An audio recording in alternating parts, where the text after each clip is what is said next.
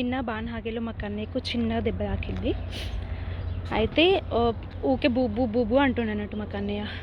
So రాత్రి కూడా మధ్యలో లేచి పాలు తాగుతూ ఉంటాడు, బూబు అంటాడు, ఇక నిద్ర పోనీయలేడు. సో ఈరోజు మార్నింగ్ కొంచెం సేపు చూద్దాము, మళ్ళీ బాన్హాగేకి వెళ్ళిన తర్వాత బూబు అని ఏడుస్తే మళ్ళీ నాకు బాధ అవుతుంది, మళ్ళీ నేను క్లాస్కి పోలేను. అసలే నార్వేజియన్ క్లాస్కి పోతున్నాను అనమాట. సో వెళ్ళలేను, అందుకని కొంచెం చూసిన సరే తగ్గుతుందా, వాడు ఏమంటాడు. కొంచెమే తాకింది, కానీ ఫస్ట్ టైం కదా కంప్లైంట్ చేస్తుండు బాగా. So but I have given a time to him. నాకు అనిపిస్తుంది పిల్లలకి మనం టైం ఇవ్వాలి, ఎందుకంటే వాళ్ళకి ఎమోషనల్ సపోర్ట్ మనమే కదా, పేరెంట్సే కదా. సో వాళ్ళకి మనం టైం ఇవ్వాలి. అందుకని నేను మార్నింగ్ నుంచి వాడుతూనే ఉన్నా ఇప్పటిదాకా.